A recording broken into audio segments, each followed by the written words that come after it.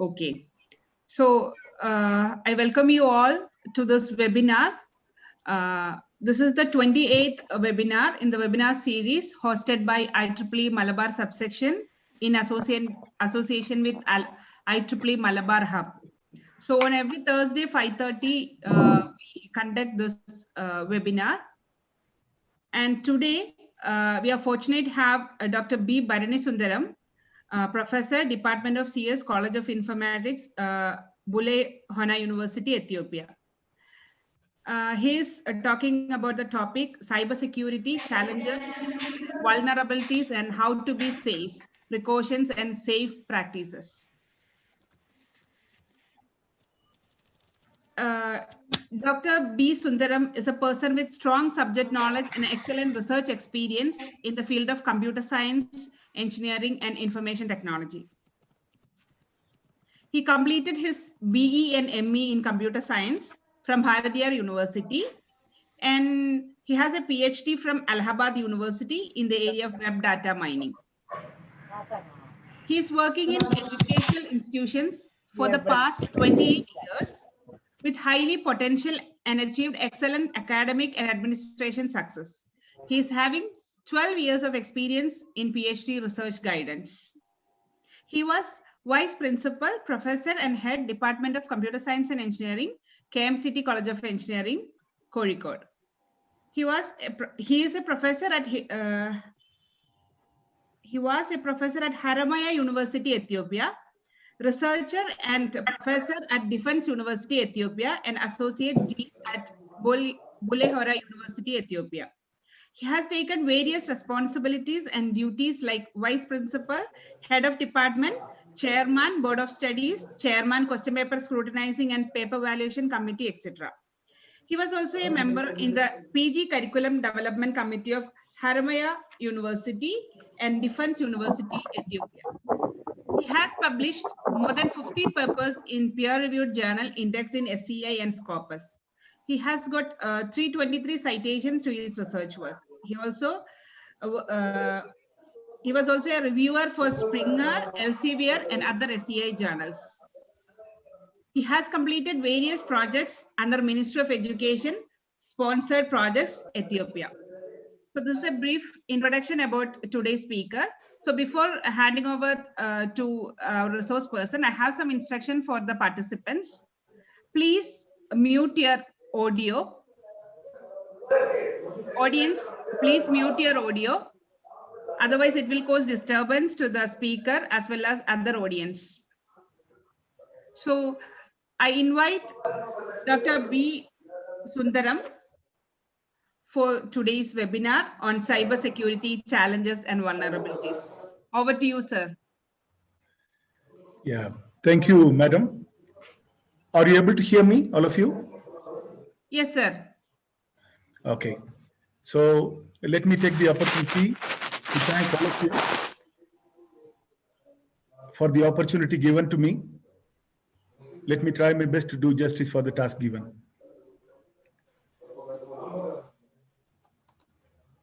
Cyber security. So when we say cyber security, we are talking about the protection of internet connected systems,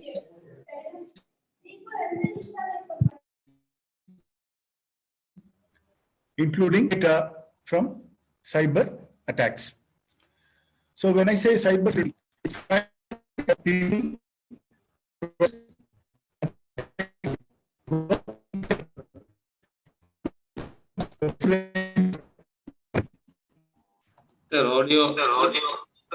audio is not clear?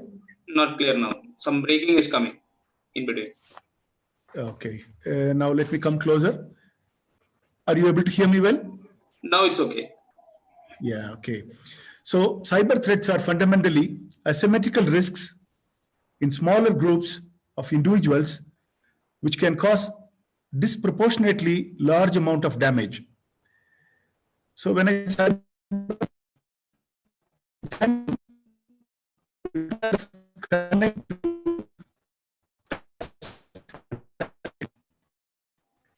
the cyber crime, hello, is it clear? Again, some breaking is coming.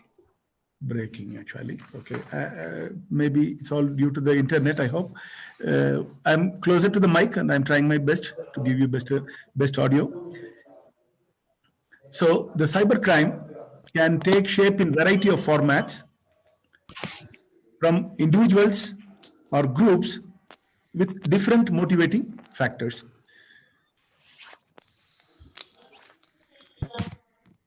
Normally, at any given point of time, about 7 billion devices are connected to internet. And this number is expected to grow towards 24.1 billion by 2030, with an annual growth rate of 11%. So we can understand the task of securing people from cyber attacks is very, very difficult. As large as the human population in the world, we also have the responsibility to secure a similar number of devices.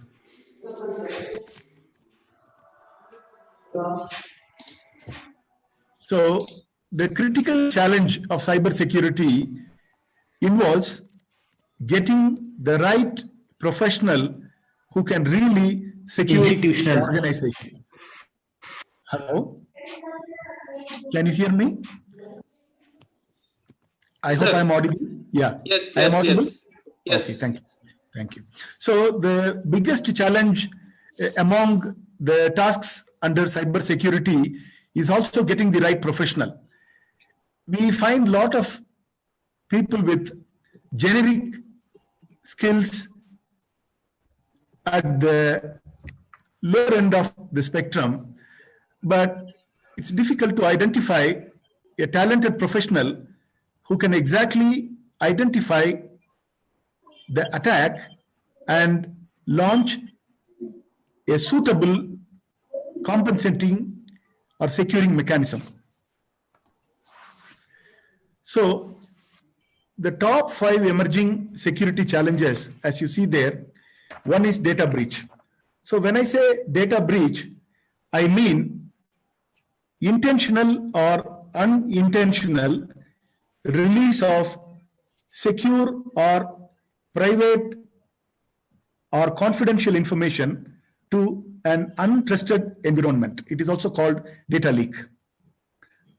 The second challenge is misconfiguration in secure interface or application.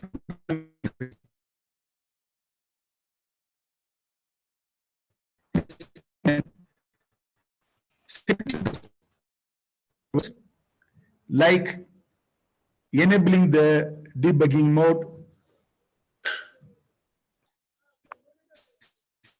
setting up the incorrect folder permissions and pages by mistakenly enabled, using default accounts and passwords, allowance. These are all some of the things that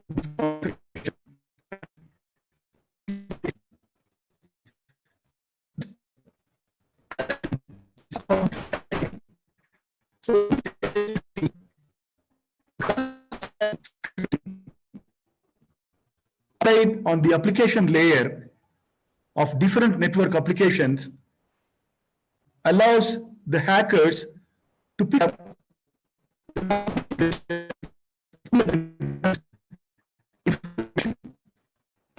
which is used otherwise for a malicious purpose.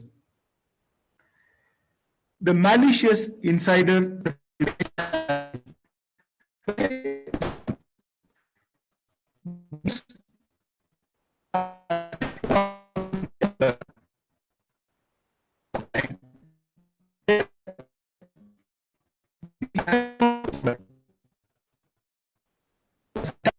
the CLDAP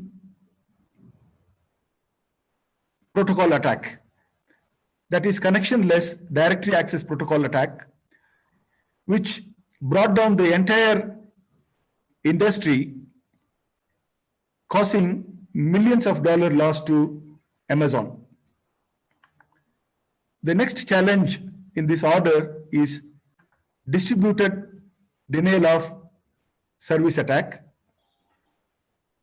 So when we say this one, we mean that the capacity of the system is exceeded by the number of requests that are beyond the capacity of the system to respond. That is, look, normally when you see how many requests a web server can handle simultaneously, it's $1 million question.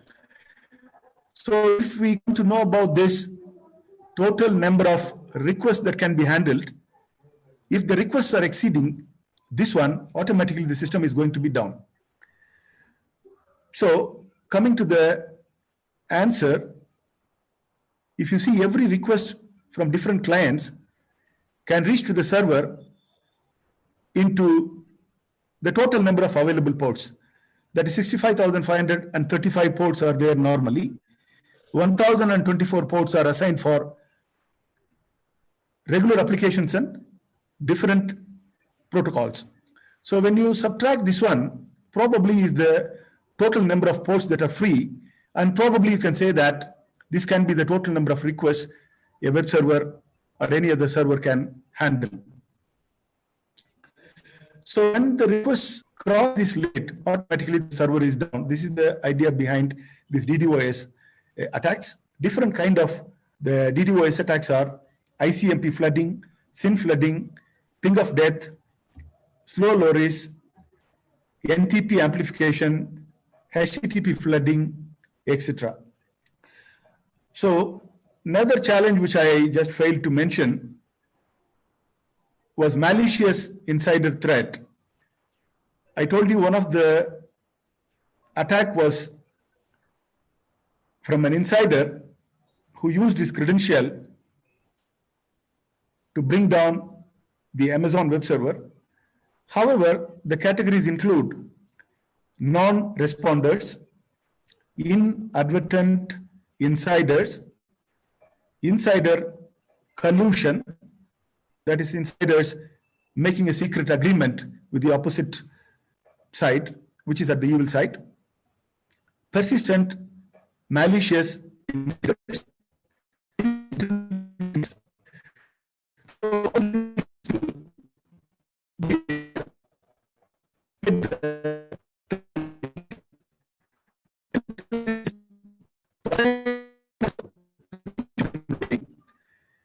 By adapting to a behavioral analysis on each individual employee's. So these different attacks are there that we need to handle.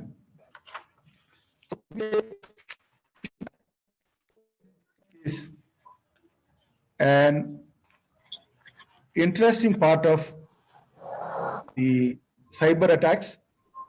It is a social engineering based attack where the attacker steals the user data, including login and credit card details, etc.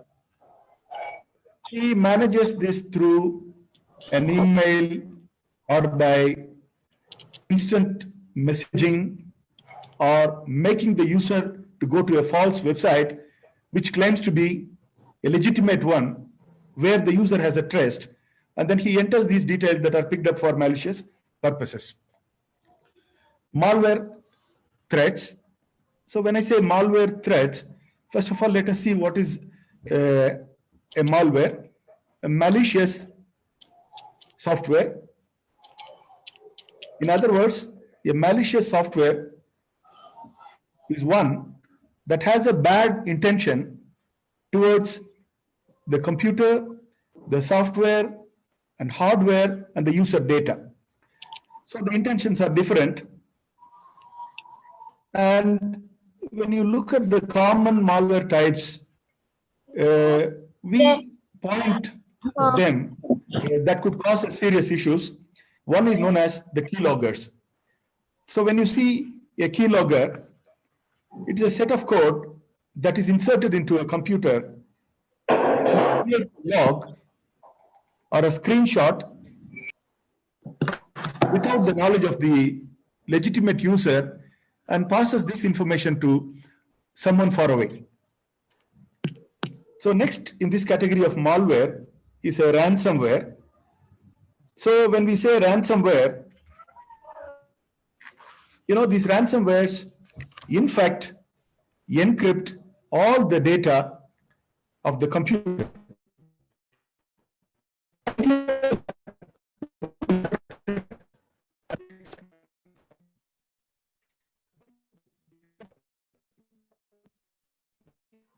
315 million dollars were lost because of this ransomware attack.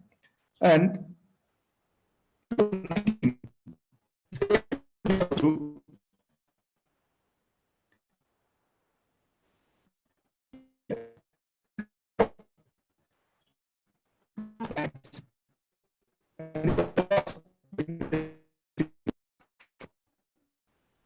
so next in this order is a cryptojacking. So when I say cryptojacking, without the knowledge of the owner of the system, his system will be compromised, and then the computing power of the system will be used to mine the cryptocurrencies without the consent of the owner or the user, original legitimate user. So this mining is used to mine Bitcoin or Ethereum, like the digital currencies. The next one is IoT threats. So when we say IoT, it is actually Internet of Things. As you know, the market for Internet of Things is growing, and this market is expected to expand into $1.1 trillion by the year 2026. So this is a potential area where a huge economy is being built or created. So this is also a potential area where a lot of the cyber criminals wander and try to make hay during the sunshine. So as you see, the next one is a state-sponsored threat. So the state-sponsored threat is a particular country trying to attack the IT assets of another country. Purpose is obvious. It could be to threaten or to arm twist the other country where the dialogues failed. One good example about this is in November 2007, the Iran Stuxnet worm. In Natanz, thousands of centrifuges were made to burn themselves. This attack was launched on SCADA systems.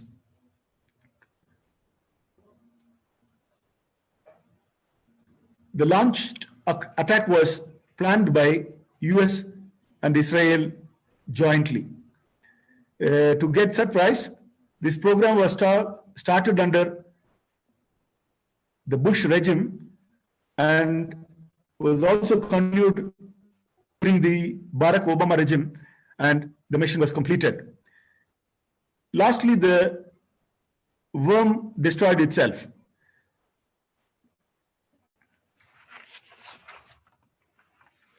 So the categories of cyber criminals. So as you see, one of the main motives of this organized crime is finance. There are countries who harbor and host this kind of cyber criminal groups. Outstanding countries are Russia and China. Sorry to say that. We have statistics to support what I said. So next is the nation state actors, where group of institutions are groomed to develop people with hacking skills and exploit them or brainwash them to work against the interest of other country. The next category of cyber criminals are activist groups or hacker hacktivists. So when you say this one, these are people with some ideals who try to defeat the other group by creating a huge loss for them. Lastly, the insiders. Most of the time, the problems are only from inside an organization. Always there are dissatisfied employees. Even good employees, when they fail to be recognized for their work and commitment, slowly they also turn to be disgruntled people. So they try to cooperate with criminal groups outside, which they do not really know that their intent is malicious, but they might help them or be over cooperative to them, which might cause the organization into a huge trouble. Top causes of cyber security breaches: hacking, phishing, and malware incidents are the #1 causes of all the security breaches today. So if you really look at the reason for this is the human negligence or not having the expected alertness, even though they have a solution in hand.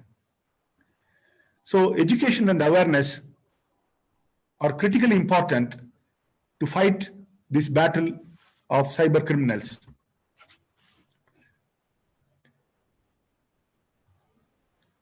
The top causes of data security breaches: 31% of the data security breaches are from phishing, hacking, and malware. 24% is from the individual mistakes. 17% is by external theft. 14% is some kind of errors from the vendor side. 8% from internal theft, and 6% is because of the lost or improper disposal of confidential materials in the form of paper and garbage. So countries from where these threats emerge: Russia unexpectedly stand in the #1 position, hosting around 30 highly capable cyber crime groups with an annual income package of $2 billion. The second in the list is China, standing with launching almost 41% of all cyber attacks worldwide. Third is Romania, followed by Eastern Europe, Brazil, United States, South Korea, and Nigeria. So, which country has the best hackers? Obviously, since 41% of the world's cyber attacks are emerging from China, let us give the position to China, followed by United States, Turkey, Russia, Taiwan, Brazil, and Romania. So the top cyber attacks of 2020, the software AG ransom attack. So when I say this one, I am just talking about the world's second largest software reseller and the 7th largest software seller of Europe. He was attacked by the Clop ransomware, and then he was demanded $20 million to restore the data for his organization. So the next was the Sofra Syria ransomware attack, where the French IT giant was attacked and he had to handle the huge attack where he eventually has to bow down to the attackers. So next, the Saifar Shah malware attack and ransomware attack. These two attacks were very huge in the sense that they cost millions of dollars lost to the organizations. And the Carnival Corporation data breach was, the Carnival Corporation is a huge cruise operator in United States. So the ransomware that attacked this corporation took away all the schedule, plan, crew members, details of this organization that brought down the entire organization down. So the Saifar malware attack was a Chicago-based leading global legal firm which was subjected to an aggressive ransomware attack during October 10 of 2020. So these days, followed by Maze ransomware attack, Revil ransomware, Tycoon ransomware. These are all some of the top cyber attacks of 2020. So as you see here, according to a research, the cybersecurity vulnerabilities that caused the ransomware infection in managed service providers. So when I say managed service providers, we talk about the internet service providers who offer the huge connectivity across the world. So this was a research, and the research results have given us a clue about the biggest cause of the ransomware infection. 67% of contribution to this infection was from spam or phishing emails. 36% contributed to lack of cybersecurity training. 30% was the attribution from weak passwords or access management. 25% because of poor user practices. 16% was from malicious websites or web ads. 16% was from clickbait traps. So, how to prevent a data breach? So this data breach prevention life cycle tells us that first, one has to identify the assets, information, hardware, software. Assets need to be identified. Once you identify the assets, you also try to associate the risks that can affect it. After different risks, arrange the risks in the order of financial and other losses that it can cause for any organization. For each risk, find out, obtain, or create remedies, then whenever you come across a risk being affected, then with the available solutions which you have already listed, you will manage the risk. We do have two kind of approach for this one. One is to build a risk management table. The other one is to have the risk information sheets. So the risk management table will include the domain in which the risk is appearing, the name of the risk, the percentage of the likelihood of the risk, the impact of the risk, and based on this you reorder the table and you get the topmost risk which needed to be handled with regard to your data breach. So the risk information sheets are similar while you maintain these things in a database with the risk ID. So whenever a particular risk is prevalent, you go for searching the information from the risk information sheets regarding the way how you can handle, mitigate, and then get the suggestions from there, and then you will implement.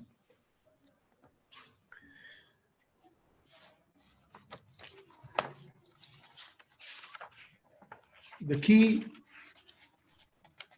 statistics: 94% of malware is delivered via email. 94% of the malwares are delivered via the email. And phishing attacks account for more than 80% of the reported security incidents.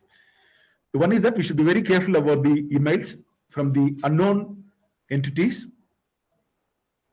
Before opening it twice, think if it's very important. Unless and otherwise, just mark it spam. Next is the phishing attacks. Wrongly claiming their masqueraded identity is what is the strength of all these phishing attacks through different malicious or wrong intended websites. So we have to be very careful when you go to the second part of the web. We all know that we have the surface web where all the contents are indexed by Google. There are also other two webs, the deep web and the dark web. Though most of the information professionals are looking for are available freely in these two deep and dark webs, but whenever you venture there, there is also an inherent issue of security that you have to take care.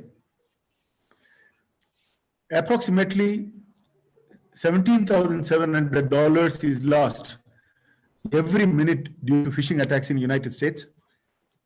60% of breaches involved vulnerabilities for which a patch was available but not applied. See, most of the time, our application or our operating system or our browser tells us that there is a patch, an update available. Please update. But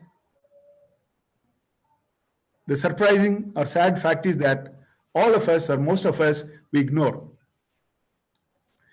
63% of companies said that their data was potentially compromised in the last 12 months due to a hardware or a chip level security breach.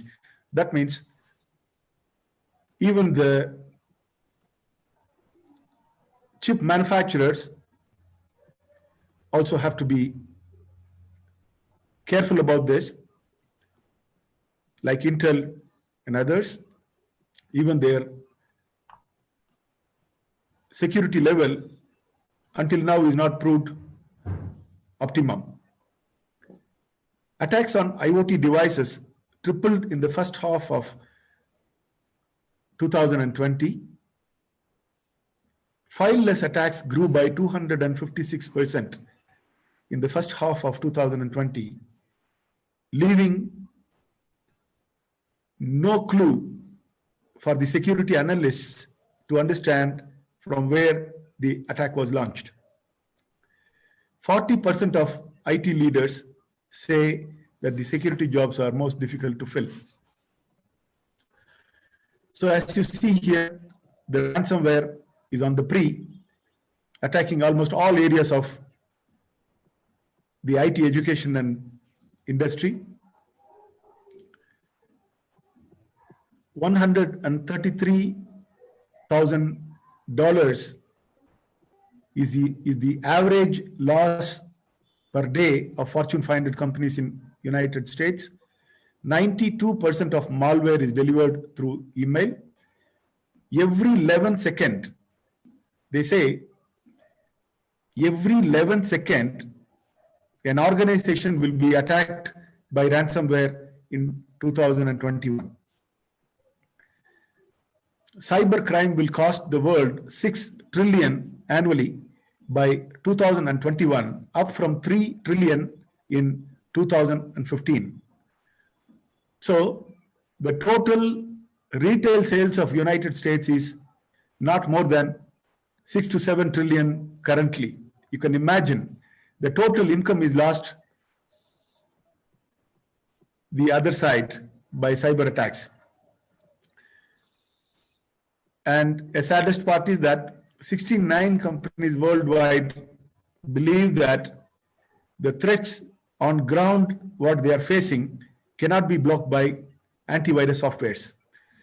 So all the antivirus softwares are capable, but most of the time they come to understand about a particular attack is already after 1 year or so.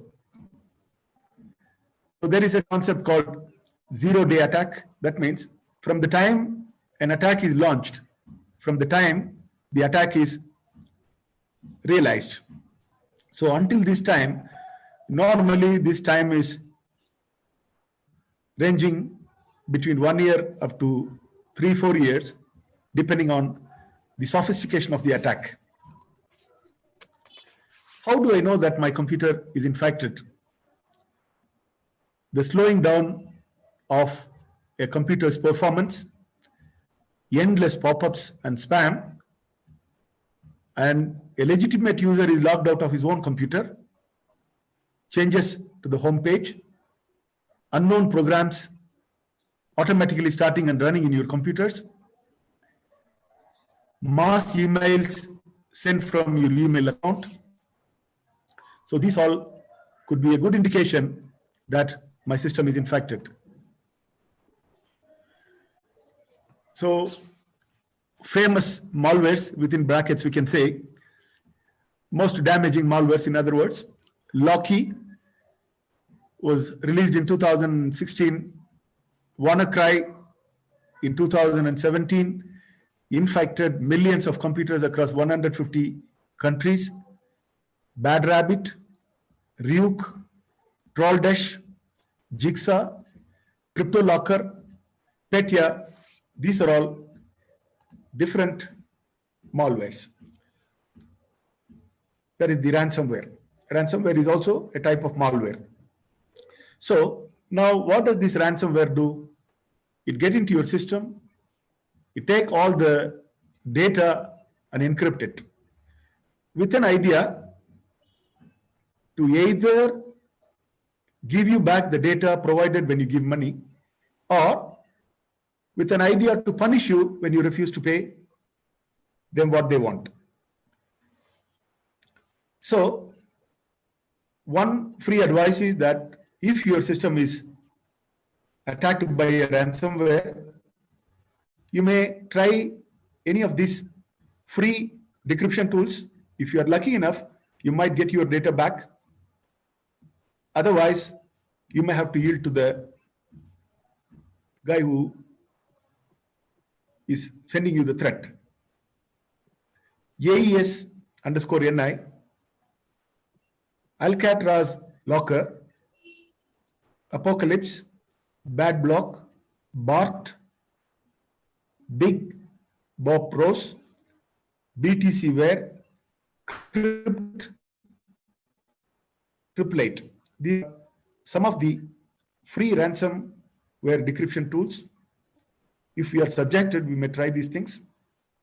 Otherwise, normally what happens is whenever an individual is subjected to a ransomware attack, he should be ready to pay somewhere around $300 to $900.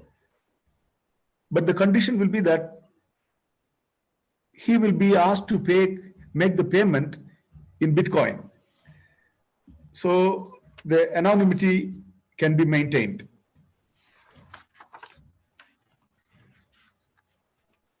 So the cyber attack. Cyber attack is an exploitation of computer systems and networks. It uses malicious code to alter the computer logic, data, and lead to cyber crimes. So the attacks can be classified, cyber attacks can be classified into two larger categories. One is web-based attack, the other is a system-based attack. So when you say the web-based attack, I am talking about injection attack. So injection attack is an attack in which some data will be injected into the web application to manipulate the application and fetch the required information. The example is SQL injection, code injection, log injection, XML injection, etc. So next is DNS spoofing. As all of us know, whenever there is a URL, the system is totally new to interpret where is this URL, what is the IP that belongs to this uniform resource locator. The immediate solution is the DNS, right? A DNS query will bring the solution to the client about where the particular URL and the associated IP address. This is from the forward lookup zone.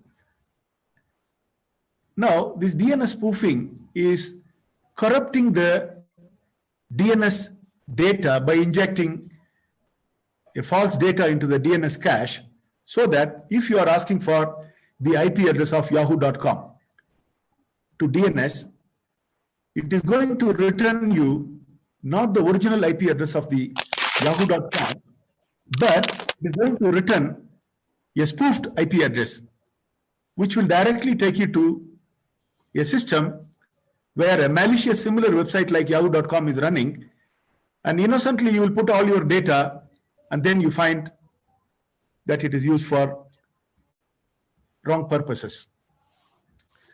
Next is session hijacking.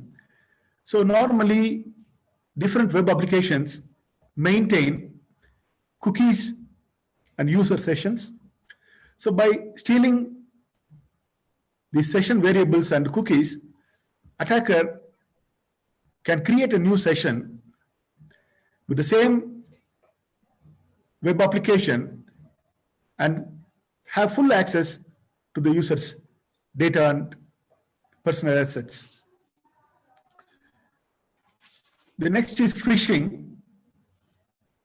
It's a type of attack which attempts to steal sensitive information like login credentials, credit card number, where the user is acting as a trustworthy entity in the electronic communication. Brute force. So this is a trial and error method used by hackers to guess a password or personal identification number or a credit card passcode. There are different brute forcing techniques that are employed. Even some softwares are available for this purpose, like Wi-Fi, and many of them available in Kali Linux. Denial of service attack. As I told you little while before, the denial of service attack harbors over the capacity of the server to respond. While I said that there can be about 65,555 requests minus 1,024 ports that are already assigned, still we cannot have this many requests simultaneously made to the server, in the sense that there are two types of servers, if you know, largely. One is the Apache web server, the other is a IaaS, Internet Information Server from the Windows platform. So these two servers by default have limited the capability to the server to serve the request from the client. If you see the Apache, if you configure Apache by default, it has a limitation of 150 requests per second that the server can handle. And while the Internet Information Server offers an upper limit of 5,000 requests that can be handled by the web server. So we can understand any request beyond this number will have to just wait. Or if it is launched simultaneously, a time stamping can be used to differentiate the first set of requests to second set of requests and so on, depending upon the maximum capacity of the server to support. So whenever I am going to create a request that is beyond this number, what I have told you, then it is difficult for the server to handle, which is also going to be further limited by the processor, memory, front-side bus capabilities of the server hosting machine. So these denial of service attacks are categorized as volume-based attacks, protocol attacks, and application layer attacks. And if you see, I can give you one example about this denial of service attack by just making a ping of death request. For example, of course, this is not possible from the Windows machine. If you go to Kali Linux, ping -t-l followed by anything above 65,555. What is this 65,555? This is the maximum number of the size of the packet. I repeat, ping -t-l 65,555. Instead of 555, I'll make it 65,600 followed by the IP address. It could be anything, 128.10.1.1, whatever. So now what happens, if you see this ICMP packet has a size of 65,600 bytes, I said. Now this 65,600 bytes, when it goes out of your Ethernet card, goes in the form of frames with a maximum size of 1,526 bytes. So each frame will go to the destination machine, that is the machine under attack, and this machine innocently will be collecting all the data frames. When the last data frame is received, it is going to build all the data frames together to know what is this packet is about, where it will understand that the size of addition of all these data frames is exceeding the maximum limit of a packet in TCP, which is 65,555. So the server doesn't know how to handle this larger packet size, and it is going to go into a processing of finding out what went wrong, whether there is a duplicate frame that was added again, and so on. So these kind of attacks make the server to get into an indefinite loop where it cannot come out. Temporarily, at least it is down. So next is the dictionary attack. So the dictionary attack is actually associated with the common passwords. like a tool Wi-Fi in Kali Linux, you have a facility to add the dictionary database to it and build the database as bigger as possible, so that when you subject this Wi-Fi to guess the password, it is going to get the password out of this dictionary itself. So if your password is a common password, 100% it is going to detect it very, very soon, within seconds. But if it is a complicated, still it will get it. That means you don't have an option. I think in Malayalam there is a saying, if somebody has determined to kill you, better to die, isn't it? So that way, there is no escape. However, you can be safe and sure. Let me give some solutions at the end of this discussion. URL interpretation, it is a type of attack where we can change the certain parts of the URL, and you will not be able to make out whether this URL belongs to a regular or right identity. Like Adidas, most of the fake things from China will appear as if it is Adidas, but in between one particular letter is changed and it's a fake product. But still we will buy it in a hurry without really examining it. So this URL interpretation is similar. There are standard URLs with regard to ICICI Bank, SBI.com or whatever. But when we are unable to properly identify the right one, you may get lost. The file inclusion attacks, it's a type of attack that allows the attacker to access unauthorized essential files which is available on the web server using the include functionality. As you see in web server, there are always different directories. Some directories are restricted for different logins. So just by bypassing it using some malicious, libraries that are already present in different server-side scripting languages, these directories are accessed and then hacked.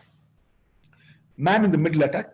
So this type of attack is very common, where the attacker cleverly places himself in between the server and client during a communication, act as if he is a legitimate intermediate node.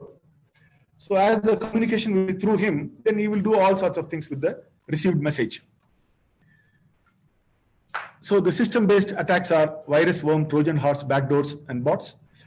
So the first two are very familiar. Trojan horse is an application that acts as a legitimate application while it will do something else. Webcelerator is one of it, which acts as if it is going to speed up your internet connectivity while it might, send or make someone online when you are online. Backdoor is a malicious malware that gets an access into your system by checking the vulnerabilities that are existing in the services and protocols, and then getting a full access to your system and making use of all the things that are available inside your system. In other words, a remote logger will be able to access your system resources and do whatever you can, like being somewhere. Bot is another malware. Not all bots are bad. Googlebot is also a crawler that browses the whole web and try to identify different preferences. But some bots are going to recruit the innocent computers who are trapped by some spearheading directives. You will be recruited into the botnet, and without your knowledge, you become the part of a botnet. And whenever the owner of the botnet wanted you to launch an attack, simply you are going to follow his order and then launch an attack on somebody whom you do not know, even without knowing that your system is launching this attack. The biggest challenges are ransomware evolution, blockchain revolution. Let me interrupt. May I know how many minutes are left for me? So you can take 5-10 minutes, sir. 5 minutes. Yeah, 5 to 10 minutes you can take. Okay, so yeah, I will speed up. That's fine. Yeah. So the ransomware is a malware whose idea is to just lock the victim's computer and data. The blockchain is another huge revolution where digitally two peers can exchange a value without the intervention of a third party endorsing it. So the blockchain supports cryptocurrencies like Bitcoin and Ethereum. IoT threats, as I told you, the IoT devices are increasing. Billions of devices are going to get connected without human intervention, communicating between themselves. So this is also a huge area where a lot of protection is needed. AI expansion, where the artificial intelligence is playing a bigger role in handling the big data. So now, as machines are going to handle the human data, there is also a huge task where these data can be manipulated from the eyes and control of the machines. Serverless app vulnerability. These days, you have Amazon Lambda and other similar cloud service providers where you can directly start running your application without worrying about the infrastructure, settings, and specifications. So this is also a huge area of cybersecurity, a vulnerable area. So we need to be careful. So lastly, coming to giving some precautions when we are browsing the web,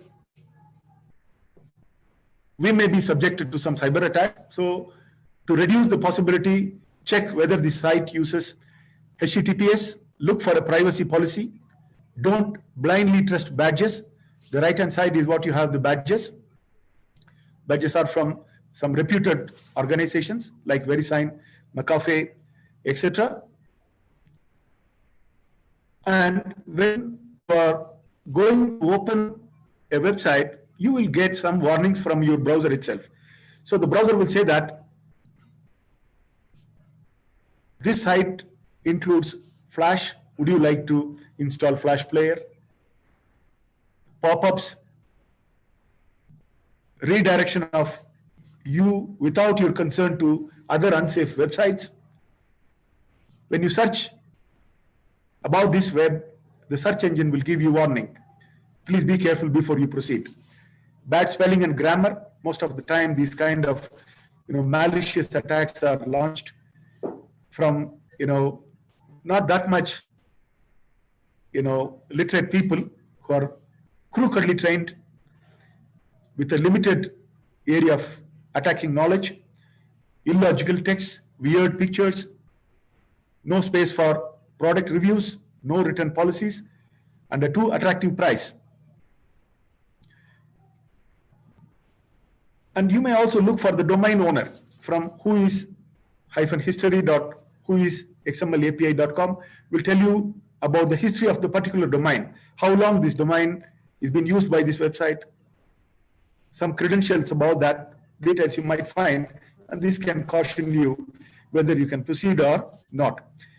If you still have gone into the site, but suddenly you got a doubt, look for the customer care number. Every site is supposed to have a contact us or a customer care number, or the site acts as if it's like a website of your bank. Then you may take the customer care number and call them separately, whether some inquiries from you have come to me or whether you have this particular URL which is legitimately used or so on. When you think that you are entering some insecure websites, you may also use VPNs like Siphon, yourfreedom.net, right? These are all some of the VPNs that can come in help actually to secure us.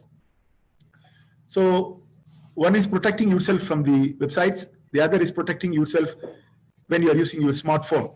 So if you are using an iPhone, please don't jailbreak it, assuming that you are going to get a lot of freedom to use different apps. So please don't do that. Make the smartphone locks to get the screen lock very quick, 30 seconds, right? So this will help you. Once your screen is locked, there is no access to it. So this kind of, when you are not attending to your phone, immediately it should get locked. Perform all software updates, whatever your apps and your operating system like Apple iOS or Google Android is asking you for. Set up two-factor or multi-factor authentication. Simply don't use one simple password and enter into. Also have a secondary biometric or a pattern or any other second factor authentication. Create long passcodes. Please do not have passwords that are similar to your birthday, 1, 2, 3, 4, 5, 6, or your phone number, etc. Turn on erase data. Suppose you lost your phone, right? What is going to happen to your phone? So these days you have an app called Auto Wipe. You go to Google Play Store and type Auto Wipe, and you will find a number of applications that are available. Take them, configure them. So whenever you lose your phone, if it is with a stranger, he is going to try opening your phone or unlocking it. During this process, this Auto Wipe app will activate itself and will destroy all the data from your phone. So this is also one solution. Avoid phishing and pop-ups. Try to have pop-up blockers so that you don't get misleaded or taken somewhere else. Turn off the autofill option. Even when you are filling up your bank details for your online bank activity, just don't fill up, make your browser in the phone or in your system to autofill your credit card number, your account number, and etc. Right? Please meticulously put it by yourself, so at least you will be secure. When your phone is lost, you can still be safe. Lastly, some tips for our users to be safe from different cyber attacks. Click without thinking is reckless. Please do not do that. Click it only when you know that it's from a very safe option. Two-factor authentication. We saw it in the mobile phone protection. Look out for phishing scams. Over 3 billion fake emails are sent every day. Phishing attacks are greatest cybersecurity threats where everybody can fall for it. So please be aware. Check where your presence on websites or wherever. Be very, very careful. Keep track of your digital footprints. You have created some accounts in different web applications where sometimes you might have bought items using your credit card numbers and your PIN, and some legitimate credentials are placed there. So you should track all of them and do not allow them to save it for ease of a purchase next time. Please do not do that. Keep up with the updates. Wherever there is a software update required, please do it, even though it's going to take up your precious time. Connect securely. Whenever you connect to a website, your browser will tell your connection is private. It is not secure. In such a case, please be very careful. For example, if you are logging into your own organizational web application, it's a private connection. But if you are also similarly doing with other web application where you are given such a caution, please be careful. Google, what is this is about? Why is such a caution is coming to me? Secure your mobile device. So please don't leave your mobile device unattended. Don't download applications from public Wi-Fi's. Don't get connected yourself to a untrusted Wi-Fi just because it's freely available. Lastly, when your system is safe, there is no vulnerability in the applications, network, and web applications that you are running in your system, the hacker is not going to leave you still. He will use the social engineering. So the social engineering is a tricky way of, it's a mind game, tricking you to reveal your identity without really knowing that will be used against you. So please be careful. Do not place your important credentials on online social networking sites. Even when you do, try to place not 100% right credentials that you are using with real-time applications. Lastly, most of the attacks leave you helpless. That means you will lose your data unless and otherwise you pay for a big money. So please back up your data. These days you have high-speed devices. In Windows, you have an option. Go to settings, backup, add a new hardware. Simply back up your data to the hardware. In case your system is down, still you will be able to just come alive from backup itself. Lastly, please don't think that it cannot happen to me, because I don't visit unsafe websites. It doesn't make a difference. Cyber criminals do not spare people who don't visit unnecessary or bad sites. I don't go to torrents. I don't go to deep web. No, still you will be a victim. So please be very careful, and alertness always will help. Finally, additional training with regard to cyber security will always help. These mentioned listings can help you to go for a better training. Most of them are free. Inspire e-learning, Iron Scales, InfoSec, COFENS, SANS Institute of Security Awareness Training, WebRoot Security Awareness Training, Barracuda Fishline, Know Before. These are all some of the links from where you can get training. I didn't place the URLs here. Please Google them, you will find. They are not difficult.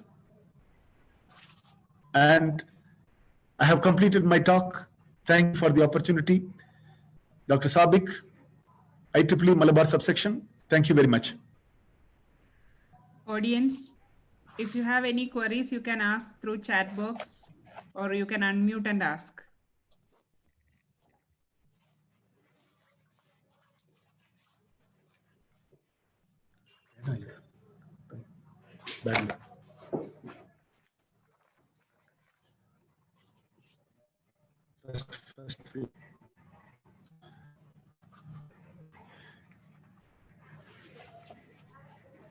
I'm not hearing. Hello?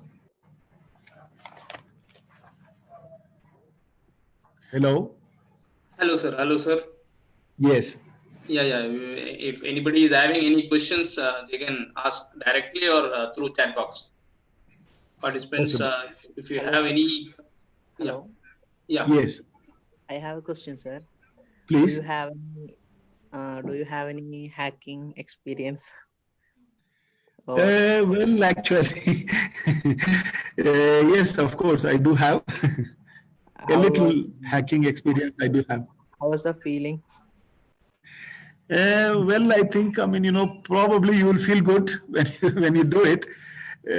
But my case, actually, I had to just learn hacking because my students asked me, I'm teaching cybersecurity. Do you have an idea about hacking? And they asked me, can you just, here in Ethiopia, most of the time, instead of talking to them theoretically, you have to show them most of the things practically. So for that purpose, I just learned it. I'm not practicing it for your information, but definitely I can just, do something. Which one is the best platform for ethical hacking? To learn ethical hacking? I will recommend you Kali Linux. That's a platform where I get. Yeah. Tools, actually. If you go, Wi-Fi is one of it. Wi-Fi, okay. Wi-Fi.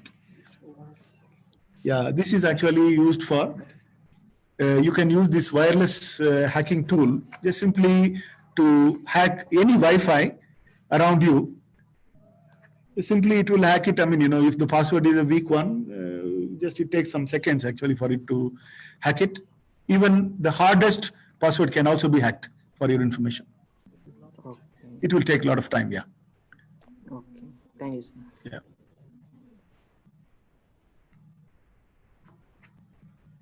Sir, there are questions on chat box. Chat box, yeah. Okay, let me just. Yeah, I'll read it out, sir. Okay.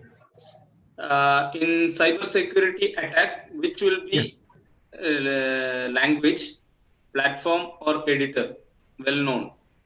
Okay. Language, platform, or editor. Or editor. Editor. Okay. Well known. Okay. Next question. I will answer all the questions together. Can we assume Linux OS using in computer system will provide more security when compared with Windows? Okay. So what is the comparison between Linux and Windows? Okay. As far as security is concerned. Okay. The next question? These two questions came. Okay. So let me answer. So the first question, which language we can use for mounting some cyber attacks, isn't it? So I will tell you, to start with, you can launch very simply, very easily some, ICMP attacks. With one simple command tool, I think you are able to see my screen. Let me open a very small script for you.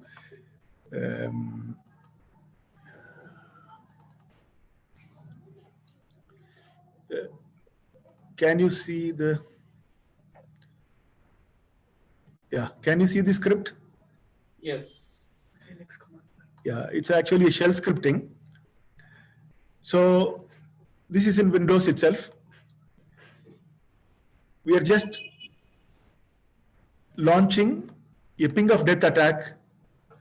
If you remove this -w and -n, you will see that the machine is continuously replying. As I told you, if I will increase the -l, there is an option, right? 65,500. If I make it 66,000, the system cannot recover actually. But this kind of an attack is not an allowed option in Windows itself, right? Because as we know that Windows is a proprietary operating system, limiting the activities of the user to what they allow, not what the user is asking for. So any cyber attack can be launched from shell scripting, number one. If you ask me what is the best language, Python can be used for this purpose very nicely. There are a lot of libraries, and there are so many applications in Kali Linux. You can actually, I recommend Kali Linux if you really wanted to try ethical hacking. There are so many tools, starting from social engineering, phishing, generating attack. All of this is available in Kali Linux. So you can just try it. And when you say editor, there are just editors are just nothing but some tools for writing the scripts. There are so many editors you can use, and Sublime Text is one. Notepad is one. So these are all some of the editors. Actually, editors is not a problem. Well, coming to the second part of the question, the Linux OS or Windows OS offer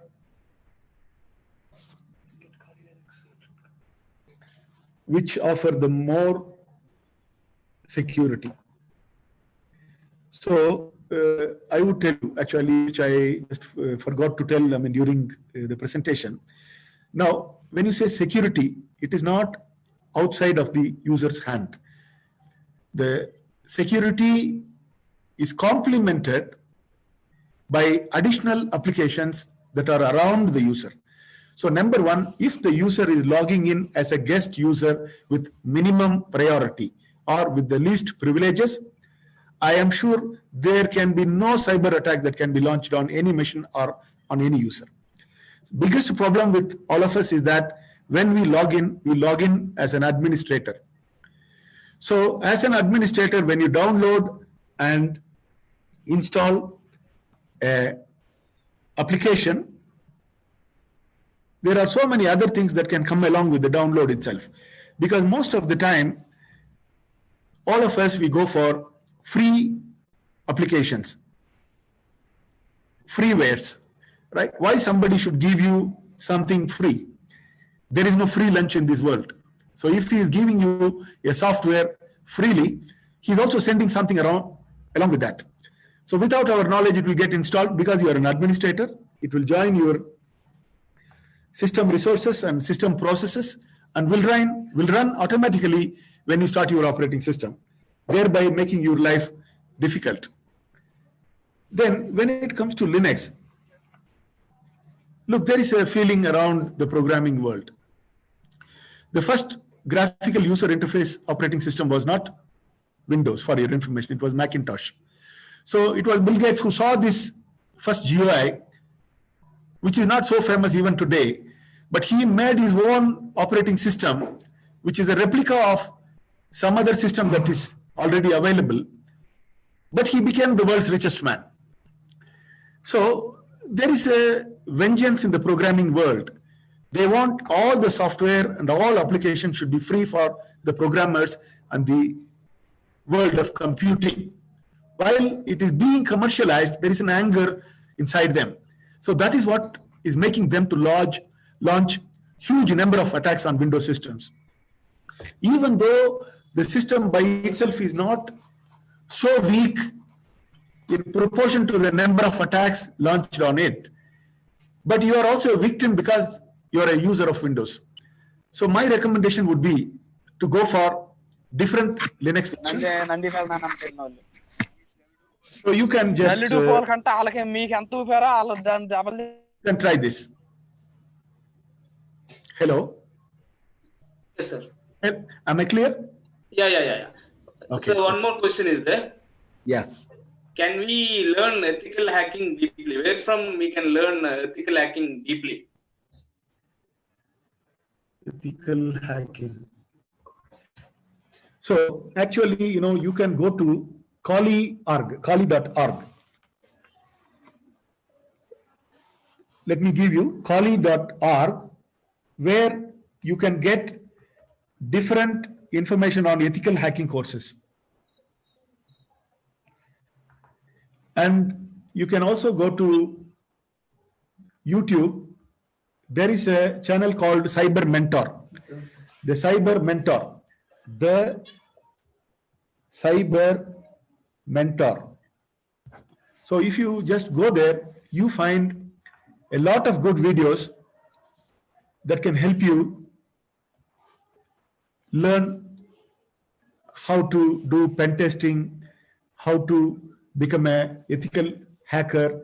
There are courses starting from up to 15 hours, full ethical hacking course for 15 hours. It's free of cost. You may just download it and then you can try. You can also go to pdfdrive.com and look for books on pre-ethical hacking. So where you will be able to get a lot of them, slowly start using it. I will recommend the good way to start ethical hacking is to install Kali Linux. There are different tools. You will try them one by one. That will help you. Sir, I just installed Kali Linux before last month, but Okay. I can't use the tools right. Okay. Can you just tell me the tool that you could not use?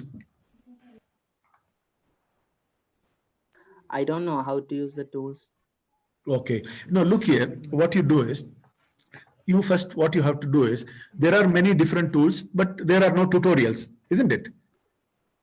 Yes, sir. So what you do is, suppose, let us take, for example, Wi-Fi. Just there is a tool called Wi-Fi, WIFIT. So it's actually a simple hacking tool where you have to go near a Wi-Fi environment and simply start your Wi-Fi only. Okay. So all you have to do is that when you are unable to follow what it is, the best and simple way is go to YouTube, type Wi-Fi tutorials. Simply type Wi-Fi tutorials, and you will see step by steps. People. I have also posted some, small tutorials on these things. So there are a lot of people who post how to use these different, tools that are present in the Kali Linux effectively. There may be more than one tool for the same purpose. So I would recommend what is all that you wanted to do, list them. Right? One, social engineering, pen testing, launching ICMP attack. So just write down what is your requirement first. And then in Kali Linux, as you know, there are many tools for one purpose itself. Suppose for social engineering, if you say there are 6 or 7 tools. So what you have to do is, going through all of them will not give you an expertise as you expect. Choose one of the single tool and master it. So if you have 5 or 6 activities for ethical hacking, one by one, in one tool, you will be able to just go deeply and master it, so that you will be good in all the skills that you are looking for. Once you are comfortable with at least one tool for the same purpose, then you can enhance your skills by increasing just simply more than the generic skills. So this will be my recommendation for you, my friend. Okay, sir. Thank you. Okay.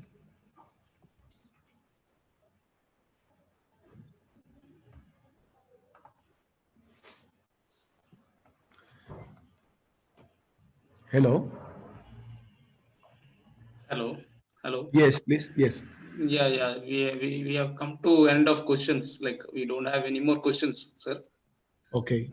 Shabira ma'am, you can wind up. Shabira ma'am. Yes, okay. sir. Okay. So lastly, I wanted to tell you, if somebody wanted to learn ethical hacking, get more details into becoming a cyber security expert, I will recommend the kali.org Metasploit. They can Google Metasploit.com. These are all some of the websites where different tools are available. Also, they can use Nmap. Nmap can be used to check the security vulnerabilities. Nmap.org, from where you can freely download the Nmap. You can also use Wireshark to capture the packets, to realize how you capture the packet. You can also use GNS3 just to understand actually what is happening by different protocols during communication, like HTTP send the details in clear text, FTP and the Telnet, all these things send the text in an encrypted form. You can understand.